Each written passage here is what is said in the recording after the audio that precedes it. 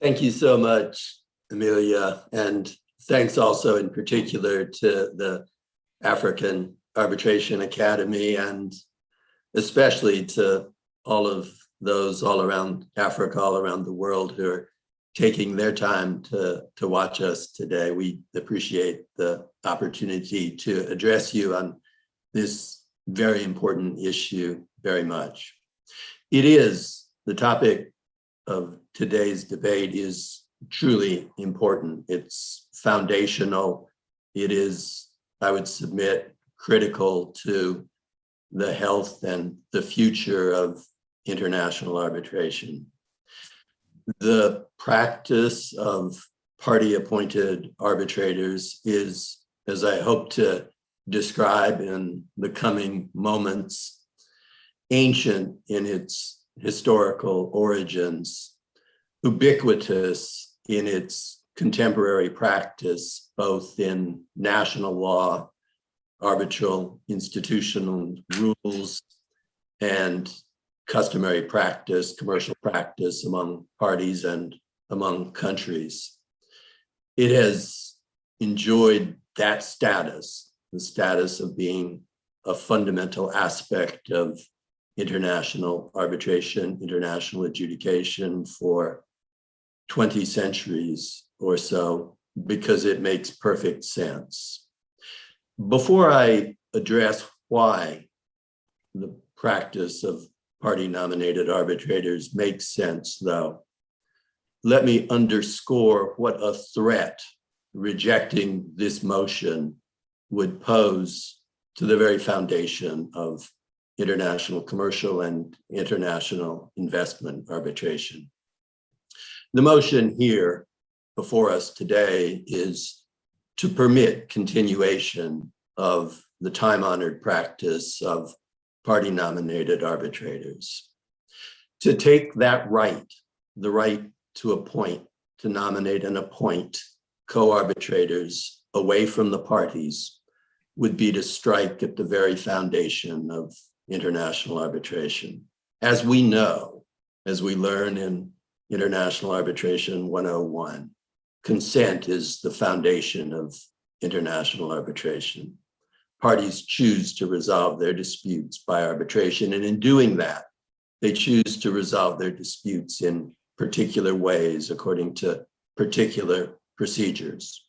Those rights, the rights of procedural autonomy, party autonomy, are enshrined in the New York Convention in Article 2, 2.1, and 2.3.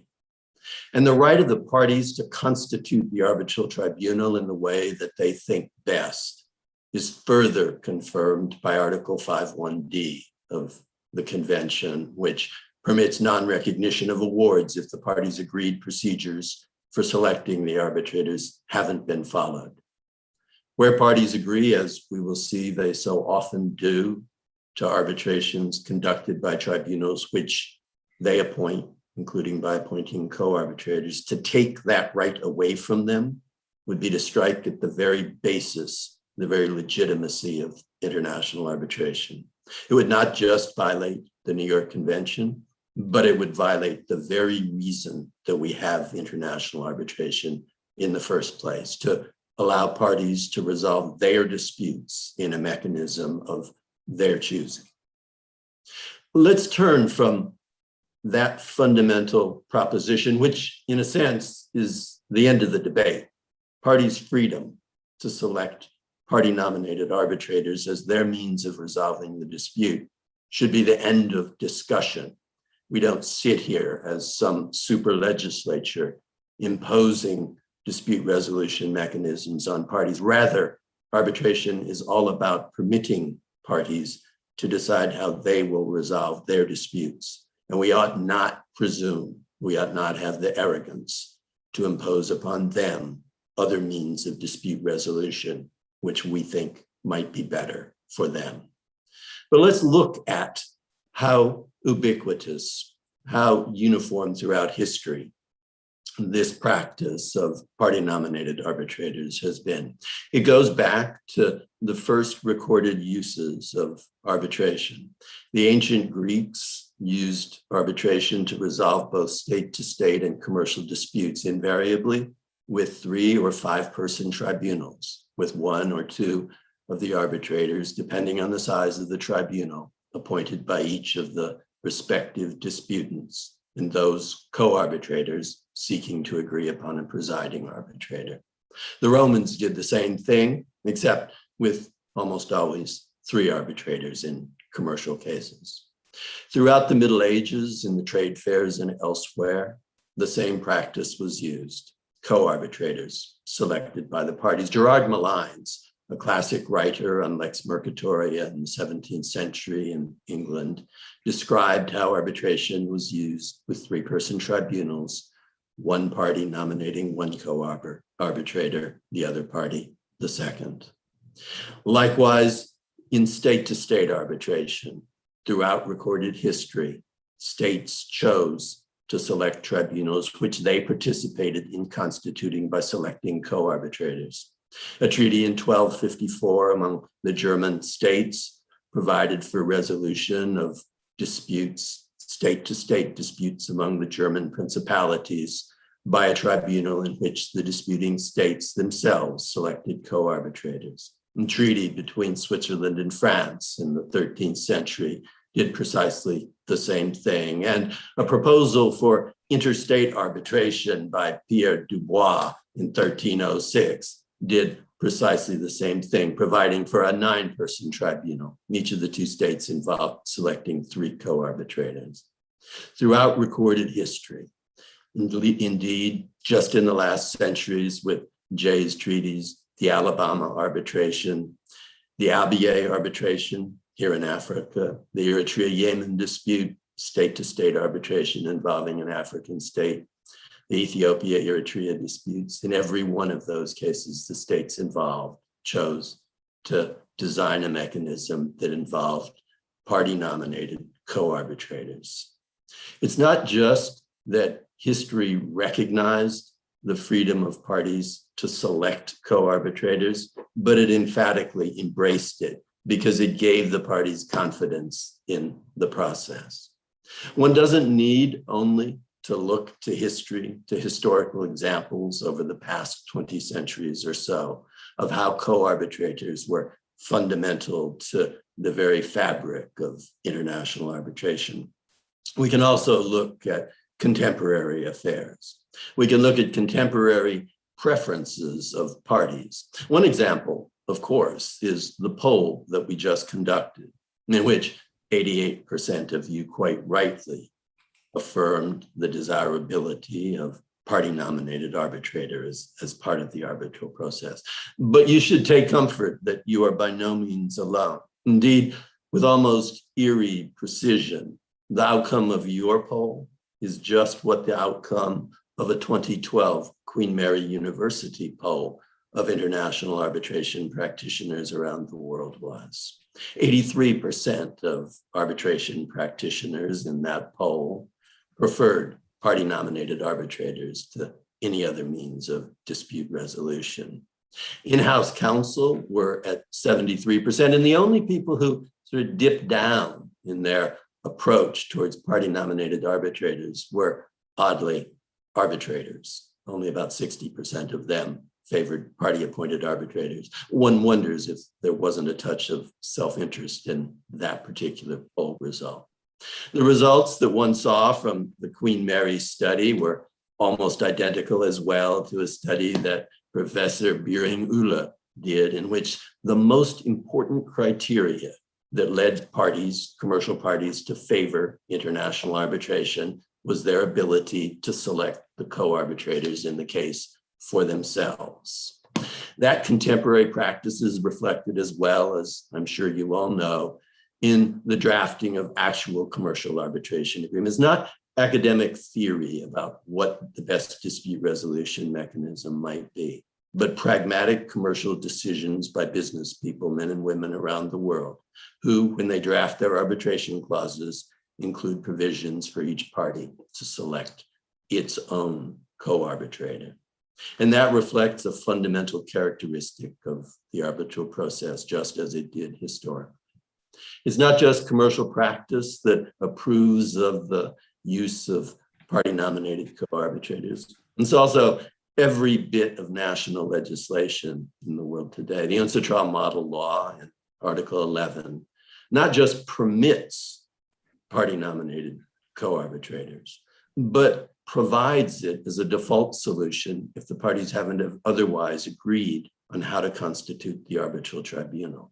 100 jurisdictions around the world have adopted Article 11 of the UNCITRAL model law, reflecting not just the views of commercial parties, which we've seen, but also the views of legislatures in every part of the globe, including in Africa, I might add, where the Kenyan, the Nigerian, the Rwandan versions of the model law all adopt Article 11, and where in Tanzania, Morocco, and elsewhere in the continent, legislatures have provided exactly the same default solution. Note here that legislatures don't just approve the practice of party-nominated arbitrators and reject the notion that somebody should impose upon the parties some different mechanism of selecting the arbitrators, but prescribe it affirmatively as the default solution if the parties haven't agreed. No state does anything different. Arbitral institutions, which know a fair bit as well about how to constitute and select arbitral tribunals, have followed almost uniformly around the world. The UNCITRAL arbitration rules in Article 7, the ICC rules, the SIAC rules, the Deutsche Institution für Schiedsgerichtsbarkeit, every leading arbitral institution, including in Africa, the rules of the Mauritius, the Ethiopian, the Nigerian Lagos Center, the Cairo Regional Center, all of these arbitral institutions, again, provide not just for the parties' ability, if they've so agreed, to use party-nominated co-arbitrators, but provided as a default solution in the event that they have not. And again, this almost uniform, long-standing recognition and use of the practice of party-nominated arbitrators reflects the importance of this mechanism to international arbitration itself. There are good reasons that throughout recorded history, states, commercial parties, arbitral institutions, and private lawyers have affirmed the use of party-nominated co-arbitrators. Those reasons are that parties, particularly in international matters, where there are differences in language, differences in culture, differences in legal regimes, differences in perspective, want direct involvement in the constitution of the arbitral tribunal, particularly through the ability to nominate mutually, along with the opposing party, one member of the arbitral tribunal. This provides the time-honored means of ensuring that the arbitral tribunal consists of members who are familiar with the issues in the party's case, who are familiar with the backgrounds from which they come, and importantly, who will have adequate attention and motivation to attend to the resolution of the party's dispute. At the end of the day, disputes are between parties. Those parties know better than anyone in the world what their dispute concerns, and they have greater incentives than anyone in the world to properly and appropriately select members of the tribunal who can address in expert fashion how that dispute should be resolved. The notion that, and I can speak from experience here as the former head of a leading arbitral institution responsible for selecting arbitrators when the parties couldn't agree. The notion that an arbitral institution can do a better job than the parties in choosing who ought to resolve their dispute is supreme arrogance. Parties know better. That's why their choice of arbitration is respected. That's why their choice of arbitral procedures is respected. It's why it's been done throughout history and continues to be the case today. To take that right away from them, to impose on them some other solution for how to resolve their disputes is the surest way to drive parties away from arbitration and back to national courts, where exactly the proposition supported by the opponents of the motion would put us. Thank you very much for your attention. I hope that when we're done with this, we won't be at 88, but 98. Thank you again. Thank you very, very much, Gary. I'm going to invite Ian to make his counter submissions. Thank you very much, and thank you for inviting me to this debate. Anything to do with Africa is something which I, with great sentimentality, tend to accept. I had the most wonderful childhood that any human being could have. It was in Liberia. My first driver's license is from Liberia. I still have it. I drove a Willis Jeep up in the jungles. Not in Liberia, not in Monrovia, 300 kilometers up in the jungle. If anybody knows the geography, it's a little area which is a triangle between Colahun and Liberia, Nazaré and Guinea, and Kailahun in Sierra Leone. And that's where I spent my childhood. So Africa to me is a place where I often think about those idyllic days. I won't keep you in suspense. I'll explain to you how I'm going to win this debate very easily. As the ex-president of the United States might say, I might lose the vote, but I will win the debate. And I'll explain to you how that is done.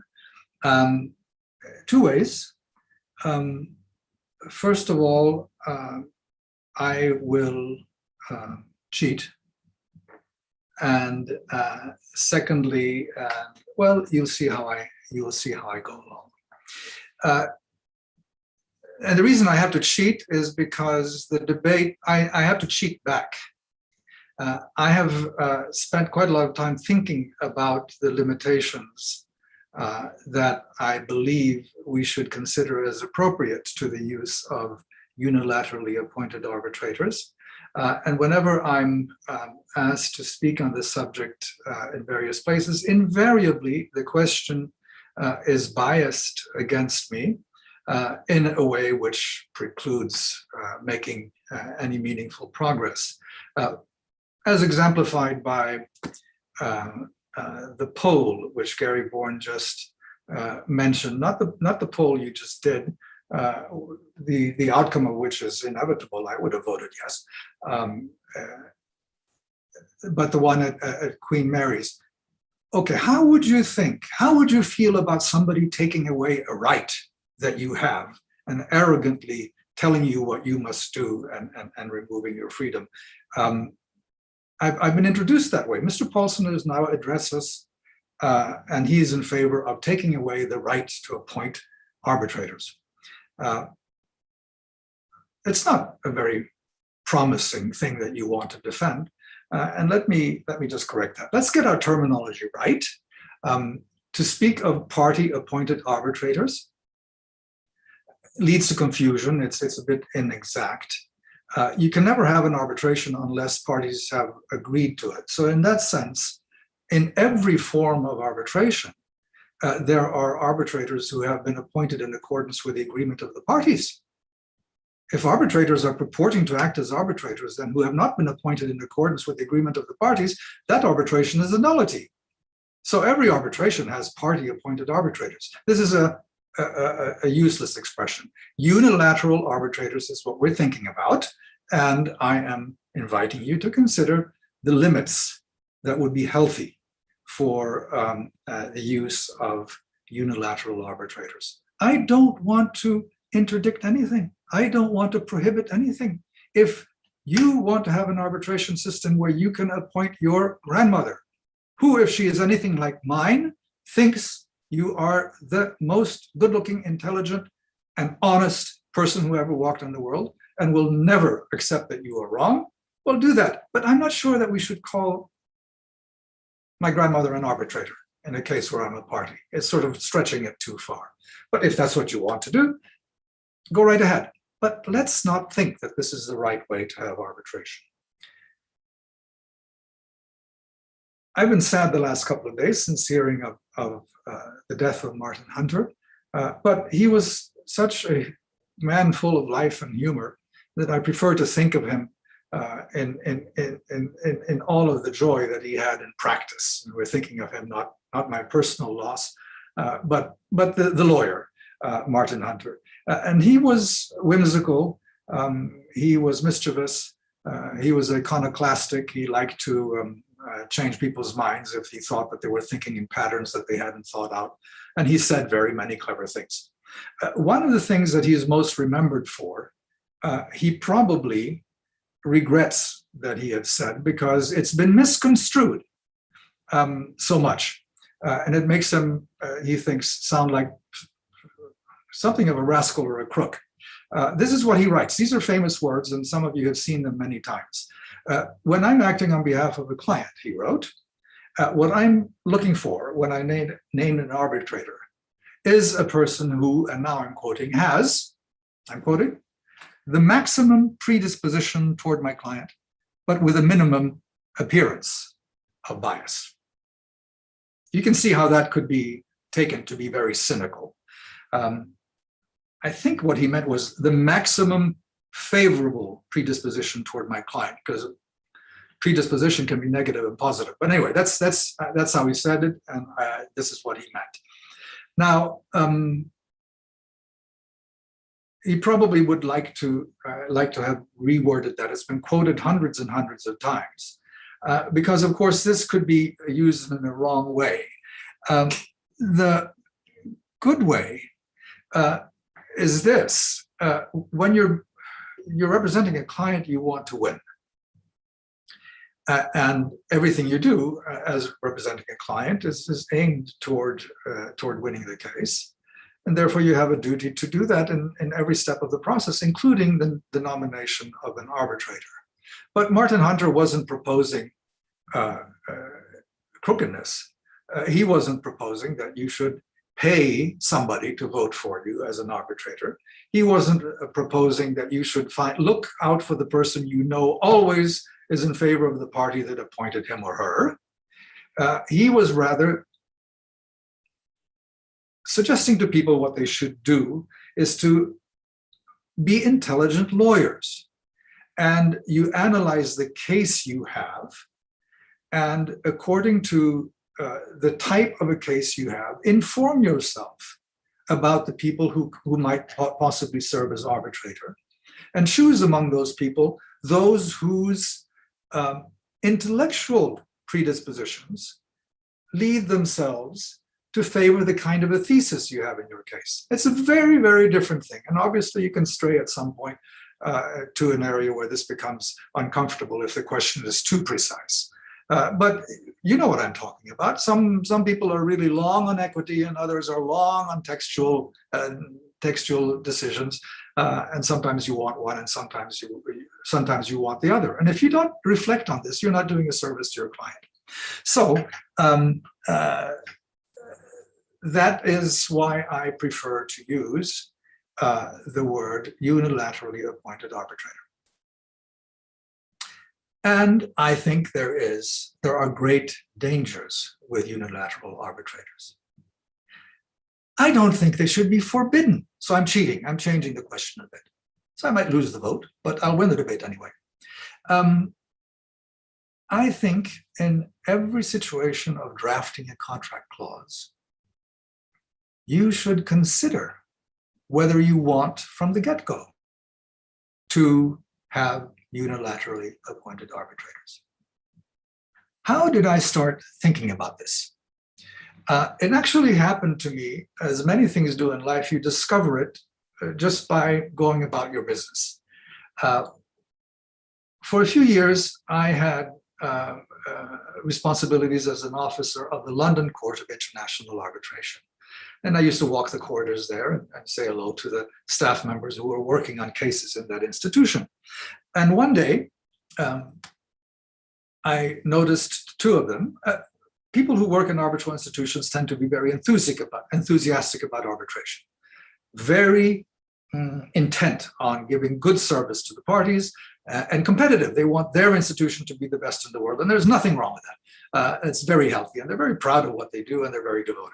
So I saw two young staff members of the LCA walking down the corridor and saying things, oh, did you read the award in such a case? And it was such a great award, and wasn't that nice? And so I interrupted them. I said, please tell me what you're talking about. I want to know what you think is a good award. I thought this was a very interesting thing to find out why they were staff members of an arbitral institution were actually commenting and being very enthused by an award which they had seen. Think about it. If you were a member of an arbitral institution, what would you like about an award? It turned out that the answer is threefold. You wouldn't be able to guess this, but when I say it, you will understand in a nanosecond. Number one, it was rendered on time. Staff members at an institution like that, when an award hasn't been rendered on time, who do the lawyers call and complain to? The arbitrators? No, you don't dare to do that. They're going to decide your case. You call the institution and get a hold of somebody on the staff and give them a hard time. So, on time is good. Number two, the arbitrators didn't ask for more money. The deposit that was given at the outset of the case was enough. Staff members like that. Who do parties complain to when the arbitrators ask for more money? To the arbitrators? No. They're going to decide your case. You don't want to offend them. They call the institution and start giving the staff members who have nothing to do with this, start giving them a hard time saying, how come these arbitrators already have used up our funds and what are they doing anyway? Why haven't they finished it? Number three, the most important. The award makes sense. It was given on time and it makes sense. Now that's perhaps a little not so obvious to explain, but I said, what do you mean? It makes sense. Well, it's very clear and it doesn't hem and haw and you understand the decision and it doesn't confuse you. Thought, well, okay, that's interesting, and more on that in a bit.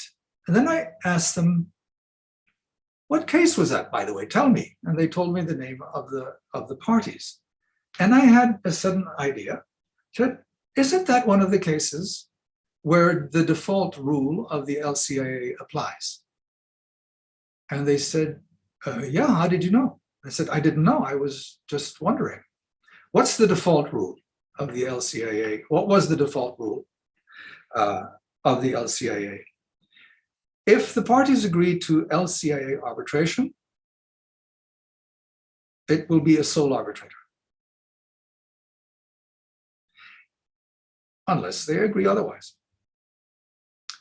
If they have agreed on three arbitrators, the three arbitrators will be appointed by the LCIA. That's the default rule. Unless they have decided otherwise. Always unless they have agreed otherwise. Freedom. Do what you want, okay?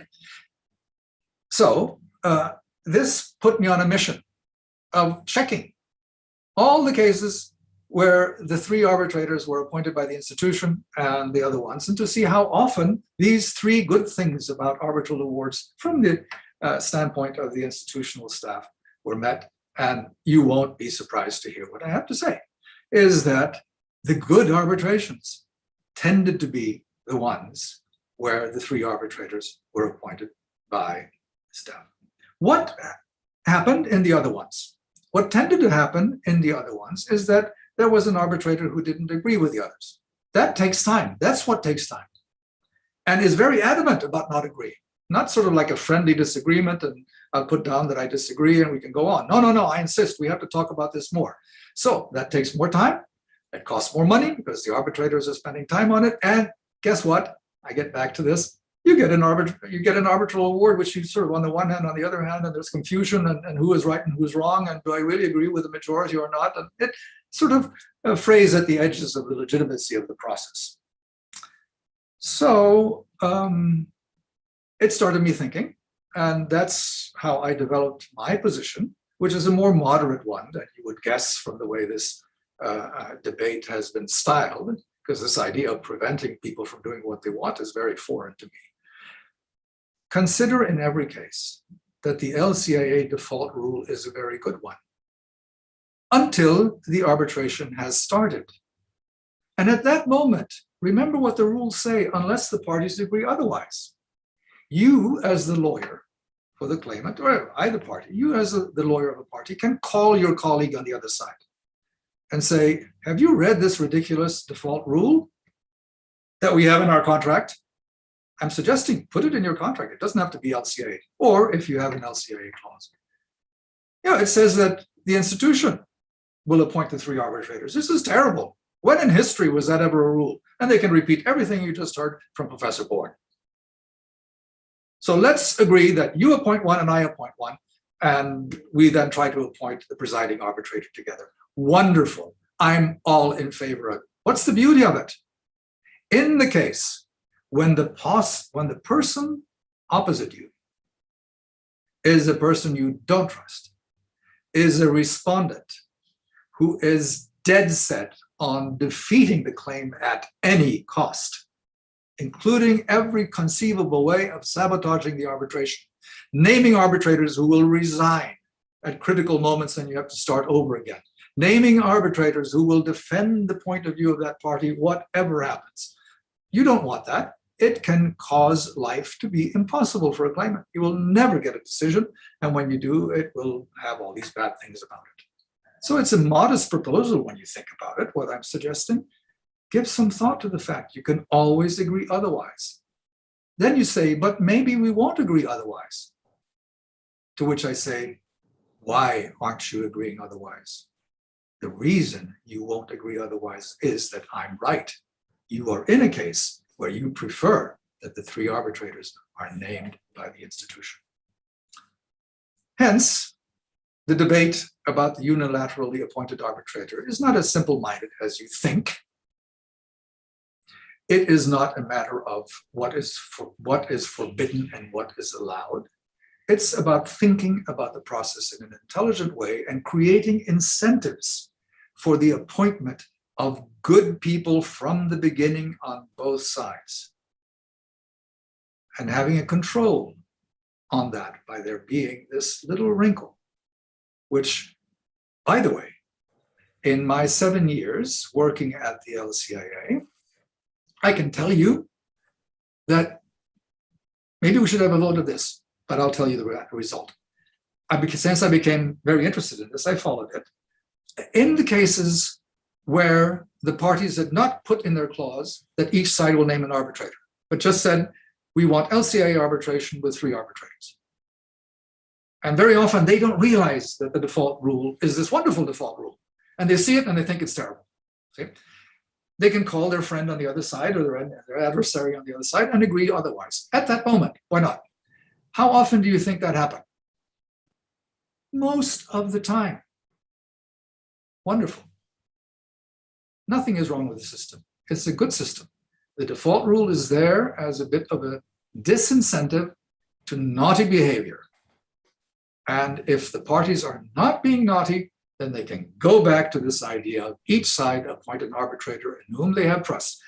And they will do what Martin Hunter said, not because they're crooked, not because they appoint corrupt arbitrators, not because they appoint arbitrators who will vote for them every time, but arbitrators whom they trust because they think that their philosophy of resolving dispute is in accordance with the sort of things that they will be arguing in the case. And that is all to the good.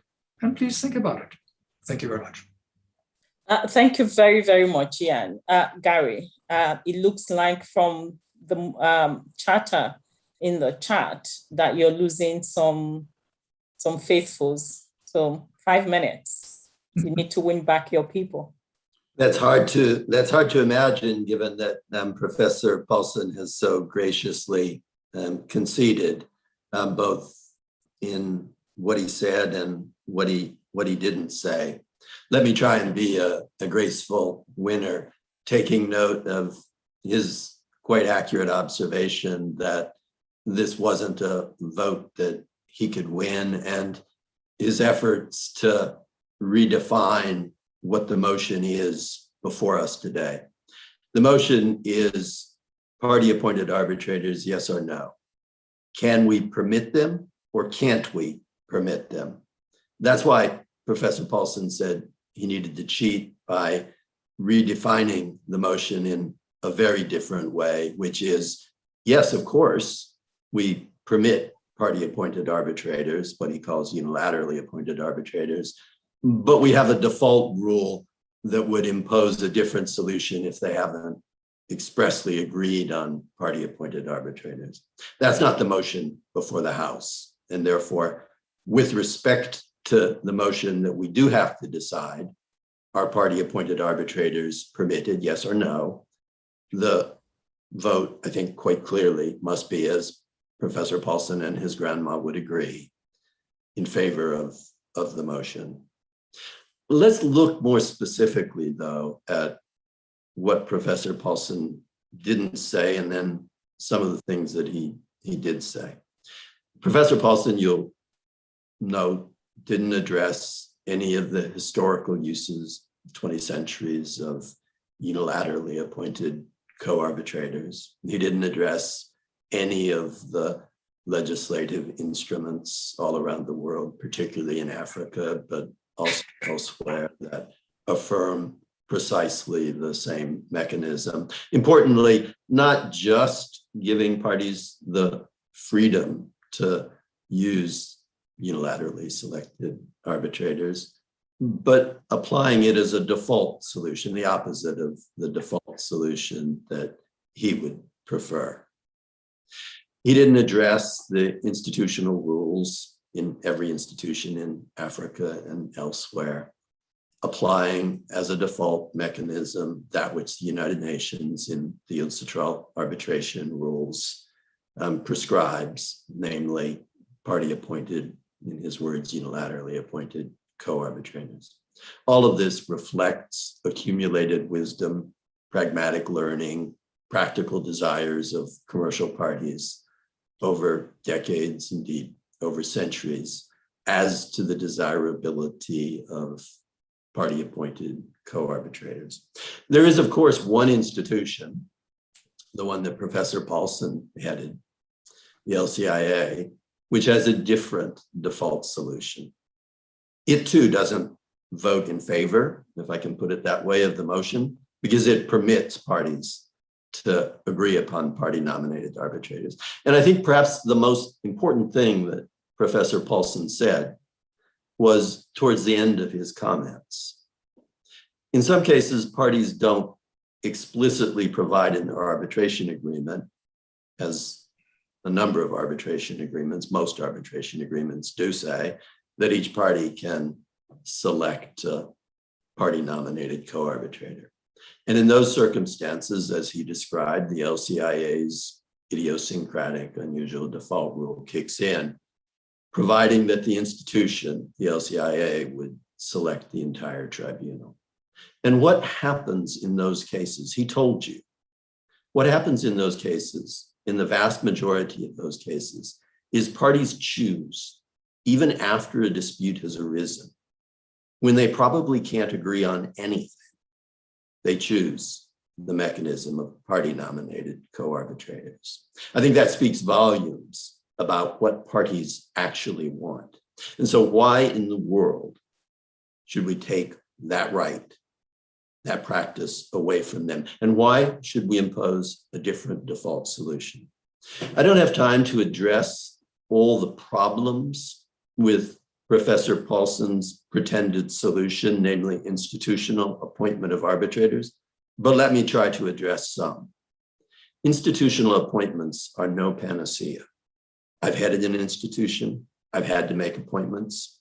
I can tell you, institutional appointments lack the immediacy, lack the intelligence, lack the nuance of party appointments and party agreements on presiding arbitrators. Institutions choose by committee off lists that tend to be stale, often male, and usually pretty pale.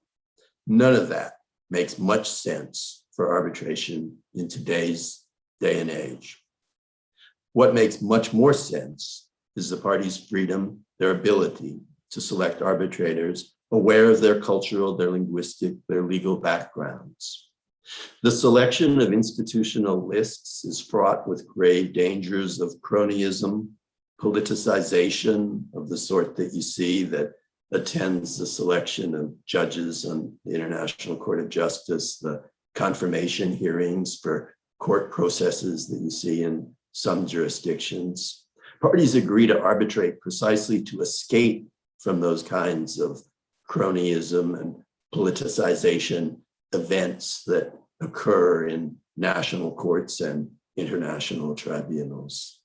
Much better is a mechanism of party-appointed arbitrators where, importantly, the co-arbitrators very frequently are able to agree upon the presiding arbitrator. Thus, the parties have been directly involved in selecting the entire tribunal.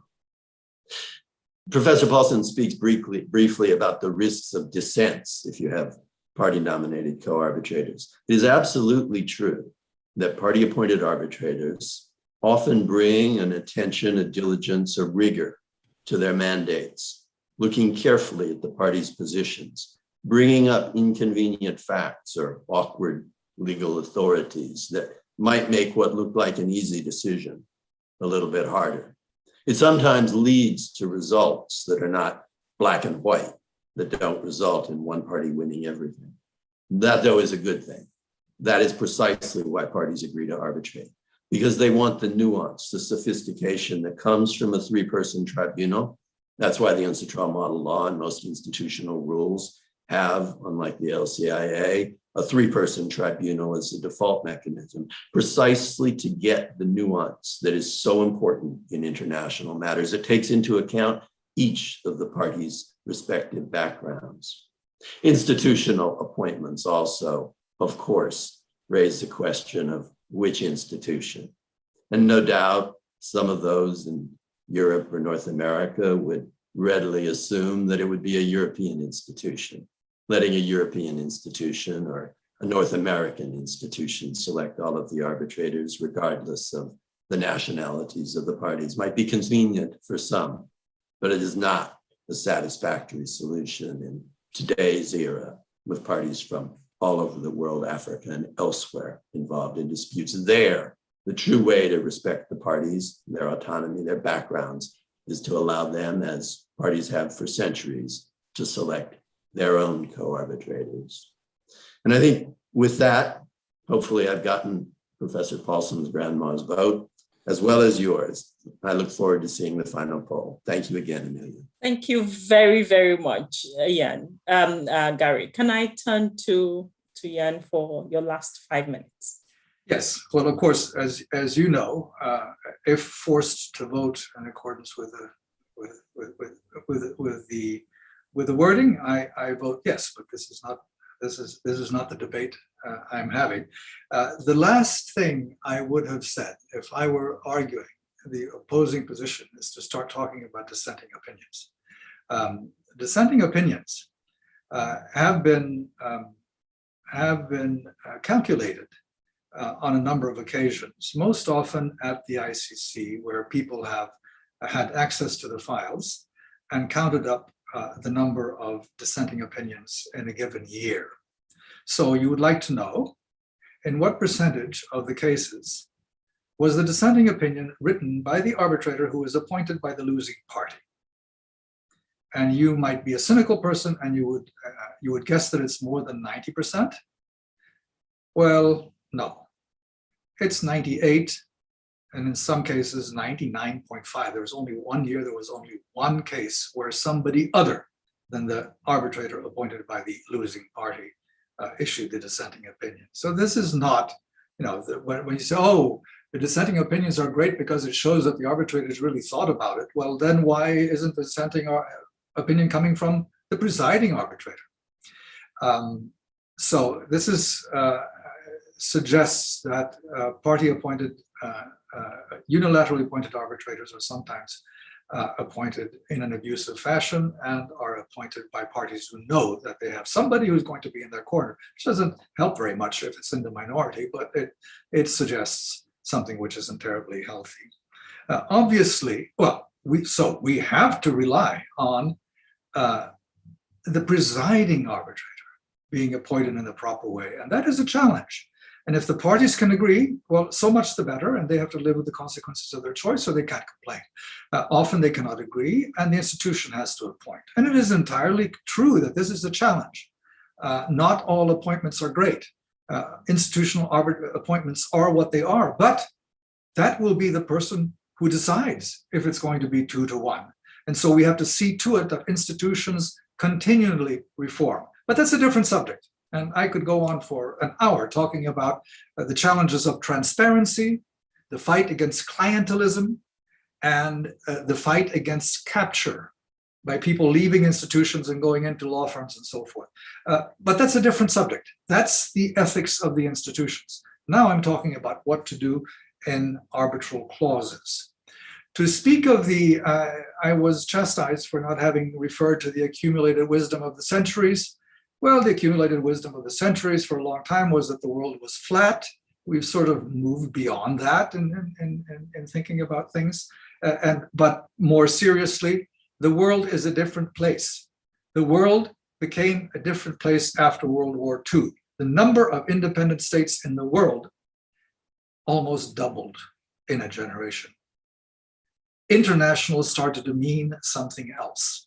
So quite often in international commerce, which no longer is commerce among various outposts of the world encompassing British Empire, is actually coming from different polities.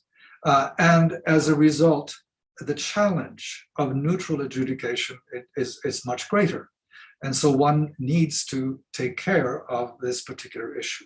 All I can say, as an advocate, if I, as sometimes happen, and the greater the disputes, the greater the danger. So as sometimes happens, I represent a client who's a claimant, and the respondent, as I said before, will do anything to defeat the claim, anything by hook or by crook. Even consider that my client, they talk themselves into, my client is a horrible person and shouldn't be allowed to do anything, and should be defeated, therefore, by all means, even crooked means. That includes the appointment of an arbitrator who would be militant, who will do everything. And I've gone through the litany, resigning in just the right moment to sabotage an arbitration which is going on for a year, and appoint another one who resigns again. And I've had that once 5 times. In those circumstances, I pray, next time, let me find a clause which actually doesn't allow that from happening.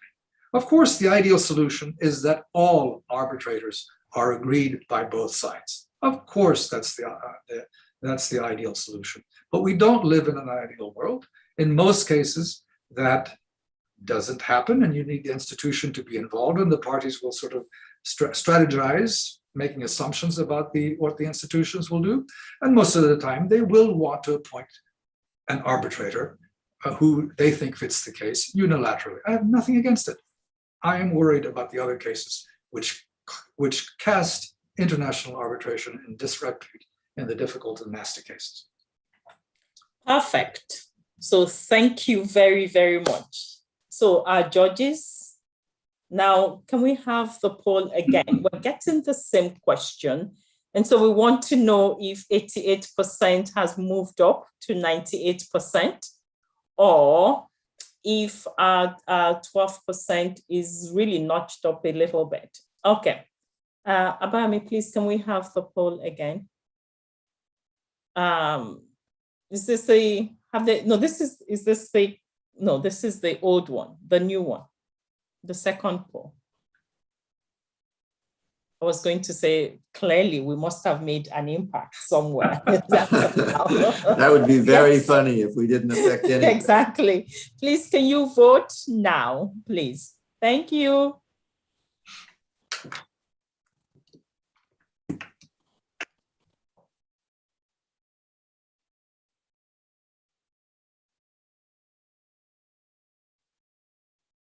Bami, are we ready? People are still voting. Oh, okay. They're trying to vote for number 3.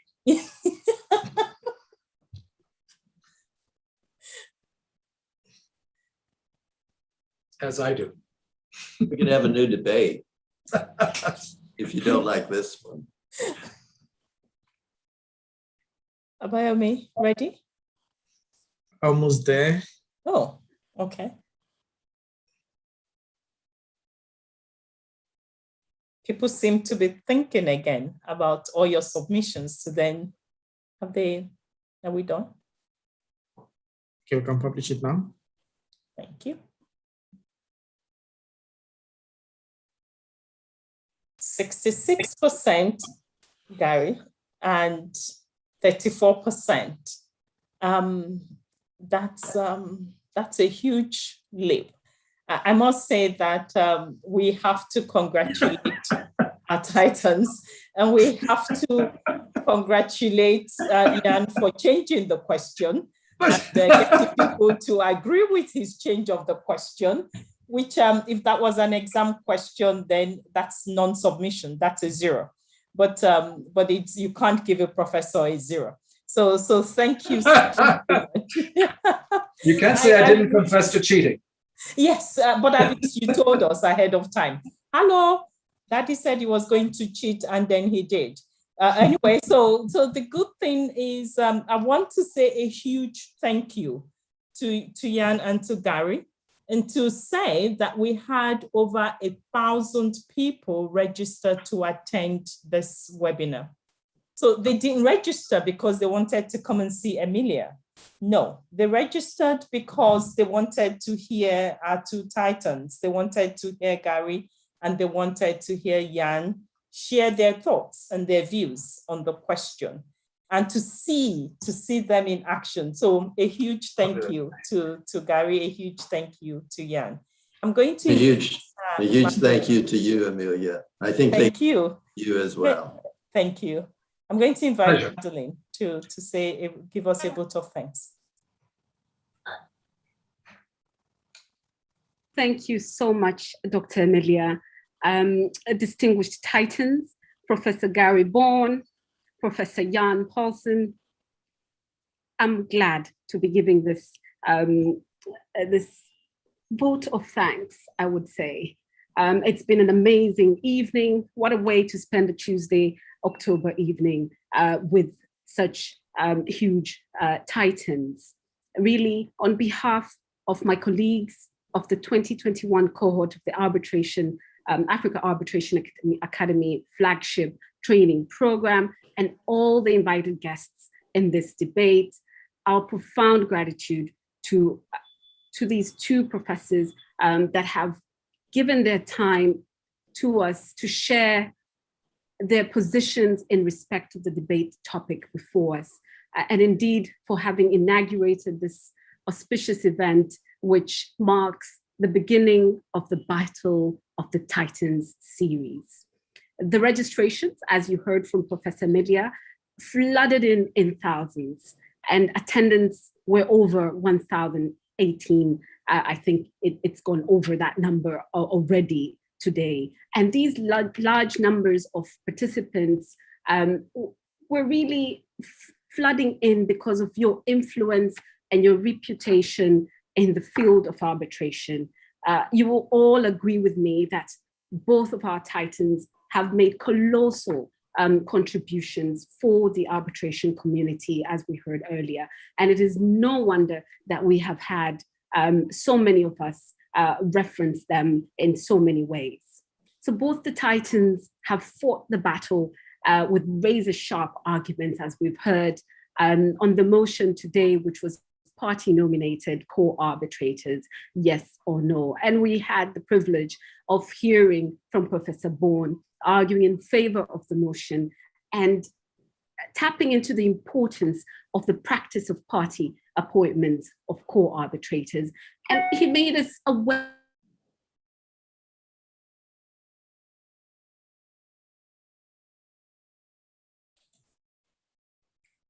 I think that we've had, as you can imagine, we've had a technical thing that has to happen. Otherwise, you're not on Zoom or one of those. But anyway, I'm going to finish off for Madeline to say a huge thank you.